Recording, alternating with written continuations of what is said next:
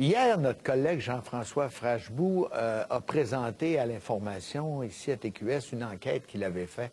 Imaginez-vous, au Casino de Montréal, les gens peuvent entrer, les jeunes qui n'ont pas 18 ans peuvent entrer sans se faire carter, comme on dit, et utiliser les machines à jeu sans jamais se faire inquiéter. Avant de recevoir mon prochain invité, pour vous placer dans le contexte, là, on va vous repasser ce reportage de Jean-François Frashbou. C'est à écouter. Maxime, 18 ans, a amené 3 de ses amis de 17 ans jouer au casino. Il voulait démontrer qu'il est très facile de contourner la réglementation en vigueur dans cette institution gouvernementale, alors que chez les tenanciers d'établissements privés et les dépanneurs, les règles doivent être appliquées à la lettre. À l'invitation de Maxime, TQS les a suivis avec une caméra cachée. Je suis capable de faire rentrer des mineurs au casino. Je pense que c'est pas mal plus grave que de faire dépenser de l'argent aux mineurs en dépensant au casino que d'acheter des cigares comme ça au dépanneur. Tu viens de mettre combien, là? 20 piastres. Entrer dans le casino a été un véritable jeu d'enfant. Arrivé peu avant 20 h par le stationnement, le groupe s'est baladé dans le casino durant près d'1 heure. 1 heure à jouer aux machines à sous, à parler avec des membres du personnel du casino. Personne ne leur a demandé une preuve d'âge, aucun contrôle. Pire encore, un croupier qui les avait repérés les a même invités à sa table pour une partie de poker. Qu'est-ce qui t'a le plus étonné? C'est parce qu'on posait des questions aux gens qui travaillaient là, puis ils nous ont jamais demandé notre âge, ils n'ont jamais rien demandé. Puis à la rentrée, il n'y a pas de bodyguard, il n'y a rien, il n'y avait personne qui surveillait. Quelqu'un un petit bout de chou aurait pu rentrer, il n'y aurait pas de problème. Je trouve que c'est facile pour n'importe qui de rentrer au casino, là. Il n'y a aucune protection. Pour l'Auto-Québec, l'aventure des 4 jeunes est préoccupante. On nous dit que près de 4000 personnes sont cartées à chaque mois. De ce nombre, 200 sont escortées à la sortie. C'est que la consigne qu'on donne, nous, à notre personnel de sécurité, c'est de carter les gens, de demander les cartes d'identité à toute personne qui paraît avoir moins de 25 ans. Qu'est-ce que tu retiens de cette histoire-là? Que c'est facile d'aller dépenser de l'argent puis ça part vite. Vérification faite, il semble que jamais l'Auto-Québec n'a été sanctionné pour avoir permis à des mineurs de jouer au casino. Une situation que certains commerçants pourraient trouver déplorable. Jean-François Frashbou, TQS, Montréal. Alain Dubois, il est porte-parole de Enjeu. Il est venu plus tôt cette semaine. On l'a tellement aimé. On peut dire que l'essayer, c'est l'adopter. Il est encore avec nous autres aujourd'hui. Bonjour, Alain. Bonjour, M. Gauthier. Alain, on rit, mais c'est pas drôle ce qui vient de se passer, là. Non, mais je dois admettre que j'ai esquissé un sourire un peu quand j'ai vu la nouvelle, parce que c'est la semaine du jeu responsable pour l'Auto-Québec et la Fondation Mise sur Toi. Puis ça m'a fait sourire, parce que ça témoigne un peu, ça illustre la façon que l'Auto-Québec gère le jeu, puis comment il conçoit le jeu responsable. Et oui, allez. C'est ça, c'est pas la première fois que ça arrive. Souvent, il y a eu déjà d'autres témoignages, d'autres dossiers où est-ce qu'on voyait des jeunes jouer là, dans les salons de jeu qui sont attenants à l'hippodrome ou dans les casinos. Puis à toutes les fois, l'ineffable monsieur des communications d'Auto-Québec mentionnait qu'il était pour corriger la situation, que c'était déplorable. Et quelques mois après, on se retrouve encore dans des situations similaires. Moi, Alain, là, je suis un peu découragé parce que, écoutez, quand on nous dit on a carté 4000, on a carté du monde. Oui. Mais là, ce qu'on veut, là, ce que la loi dit, là, elle dit pas t'en cartes 4000, puis les 3 autres 1000, t'es laisses passer.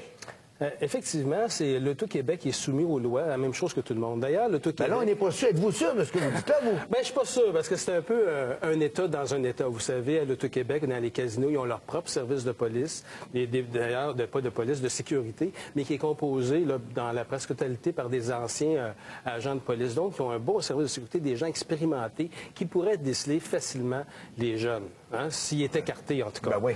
Puis souvent, les jeunes qui se font prendre, ils ont l'air de 14-12 ans, puis c'est à ce moment-là qu'ils vont les carter.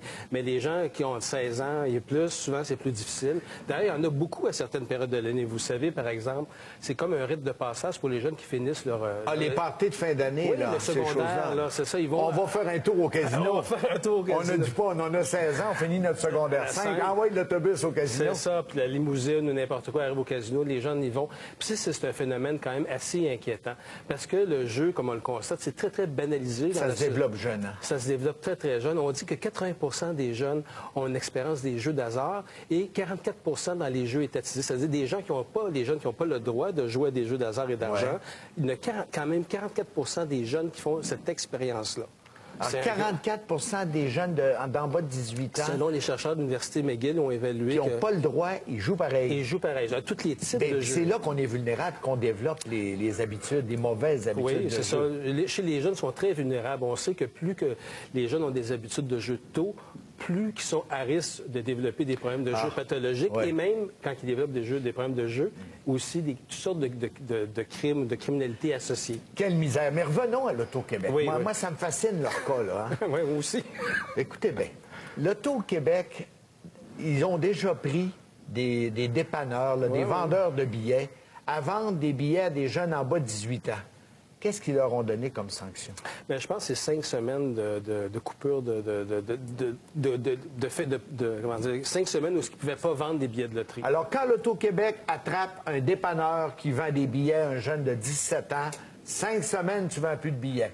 Quand l'Auto-Québec attrape le casino à faire jouer des jeunes en bas de 18 ans, 5 semaines, pas de casino? Mais ce serait une bonne suggestion. Moi, je serais d'accord avec ça. Mais c'est pas de même que ça marche. C'est pas comme ça que ça marche.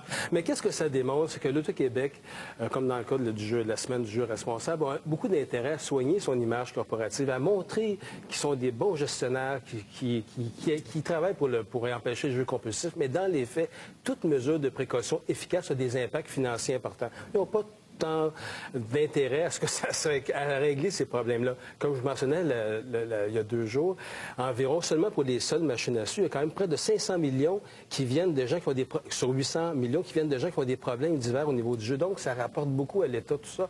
Et il y a toutes sortes de contradictions. Puis d'ailleurs, moi, je serais le ministre de la Santé, je m'inquiéterais parce que le ministre de la Santé, normalement, c'est lui qui devrait faire des campagnes de prévention pour le jeu, pas l'Auto-Québec ou pas des compagnies de tabac pour les préventions du tabagisme. C'est à l'État de s'occuper. Savez-vous, Alain, vous venez de nous en sortir une sacrée bonne. Ouais. C'est vrai, dans le cas des compagnies de tabac, hein, le ministère de la Santé a obligé les compagnies de tabac à mettre des avertissements. Ils ne pouvaient pas jouer là-dessus. Ils n'ont pas dit, expliquer au monde dans de la publicité qu'il ne faut pas fumer. Dans le cas du jeu, c'est le coupable qui est chargé de faire sa propre anti-publicité. Ah oui, puis ça, c'est exactement, puis ça a des effets aussi dramatiques, parce que les campagnes de l'Auto-Québec au niveau de la prévention j'ai vu un rapport récemment, le rapport Chabot, qui mentionnait que ces campagnes-là sont non seulement pas efficaces, mais ils ont un effet pernicieux, ils peuvent même inciter les gens à jouer davantage.